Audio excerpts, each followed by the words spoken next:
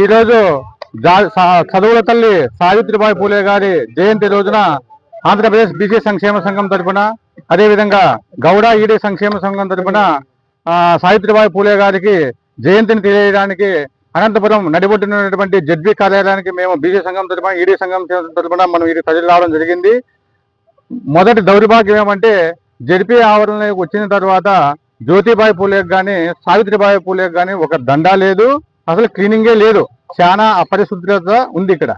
So దానివల్ల మేము మా సహచర మిత్రులు, కుల సంఘాల వాళ్ళు అంతా కలిసి మేమే సావిత్రిబాయి పూలే గారి, జ్యోతిరావు పూలే గారి విగ్రహాల దగ్గర క్లీన్ చేసేసుకొని మేమే అంతా శుభ్రంగా తెలియజేసుకొని మేమే పూలమాలలు వేసి జయంతి ఉత్సవాలు జరుపుకున్న తర్వాత ప్రజాప్రతినిధులు జిల్లా కలెక్టర్ గారికి మేము తెలియజేద్దామని చెప్పేసి జడ్పీ ఆవరణంలో మీటింగ్ లో ఉన్నటువంటి కలెక్టర్ గారికి మేము తెలియజేశాము.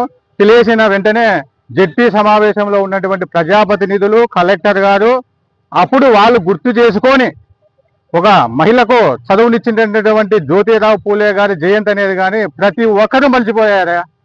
విద్యావంతులు మర్చిపోయారు, మహిళలు మర్చిపోయారు, జిల్లా ప్రతినిధులు మర్చిపోయారు, ప్రజాప్రతినిధులు మొత్తం అందరూ మర్చిపోయారు. మేము తెలియజేసిన తర్వాత అప్పుడు ప్రజాప్రతినిధులు, కలెక్టర్ గారు అప్రమత్తమై వెంటనే ఆ సమావేశం మధ్యలో ముగించుకోక ముందనే స్టార్టింగ్ ముందులోనే ఈరోజు సావిత్రిబాయి పూలే గారి జయంతి ఉత్సవాలని చెప్పేసి వాళ్ళు డిస్కషన్ చేసుకున్న తర్వాత మొత్తం అంతా వచ్చేసి ఇప్పుడు మేము చేసిన తర్వాత ఇక్కడ వాళ్ళు వాళ్ళు జయంతి అని చెప్పేసి వాళ్ళు ఇక్కడికి విగ్రహానికి వచ్చి మాల వేయడం జరిగింది. ఇది చాలా దౌర్భాగ్యం. మేము ఇక్కడ మా సంఘాల వాళ్ళంతా వచ్చిన వెంటనే బీసీ డీడీ గారికి, కుసుబు ఆమె డీడీ గారికి ఫోన్ చేసి చెప్పాము, మాకి గవర్నమెంట్ నుంచి అనుమతులు లేవు, జీవో లేదు, చాలా ఇర్రెగ్యులర్ గా సమాధానం జరగడం జరిగింది.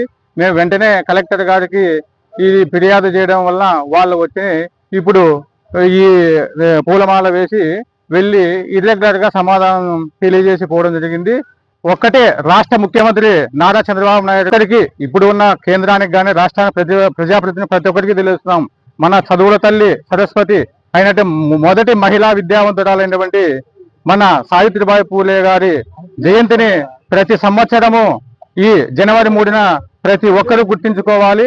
ఇలాంటి సంఘటనలు మరీ పురావృతమైతే చాలా మా సంఘాల వాళ్ళతో చాలా మేము ఎదురుదాడి చేసే పరిస్థితి వస్తాయని చెప్పేసి నేను తెలియజేసుకుంటున్నాను. మీ సురేంద్ర గౌడ్, బీసీ సంక్షేమ సంఘం రాష్ట్ర కార్యదర్శి. ప్రభుత్వం ఎంత నిర్లక్ష్యంగా ఉందంటే అంత నిర్లక్ష్యంగా ఉంది. ఈ రోజు ఇక్కడ చూస్తే విగ్రహాలు కడిగింది లేదు, చెత్త చెదారం అంతా కూడా ఇక్కడే ఉన్నాయి.